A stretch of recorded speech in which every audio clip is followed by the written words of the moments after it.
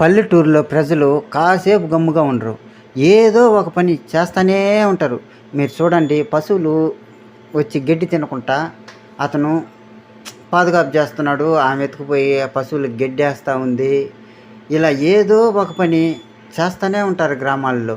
చూడండి, పొద్దుపోయిందని మేకను పట్టుకుపోయి కట్టేసేదానికి పోతున్నాడు ఆ పెద్దాయన.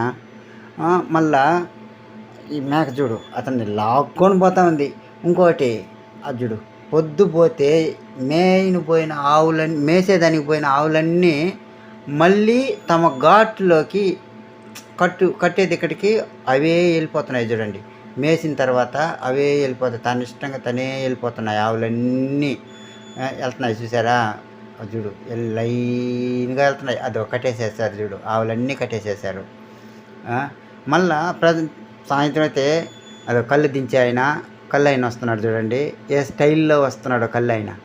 చూడండి, బైక్లో స్టైల్గా నిచ్చిన భుజాన బైక్లో చూడు, ఆయన నవ్వు చూడండి, చూడడానికి భలే అందంగా ఉంది కదా.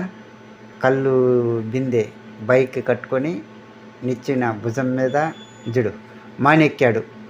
అంత పెద్ద మానెక్కి అంత సపోర్టింగ్గా నిల్చుకొని కళ్ళు దించుతూ ఉన్నాడు. ఆ దుత్తలోని కళ్ళన్నీ ఎత్తి ఆ బిందెలో పోసుకొని దిగేశాడు. ఇప్పుడు సూపర్ కళ్ళుని మనం ఇప్పుడు చూస్తాం. ఒరిజినల్ కళ్ళుని, స్వచ్ఛమైన కళ్ళుని, తాటి చెట్టు కళ్ళుని మనం ఇప్పుడు మీకు చూపిస్తాను. చూడండి, చూస్తూ ఉనండి.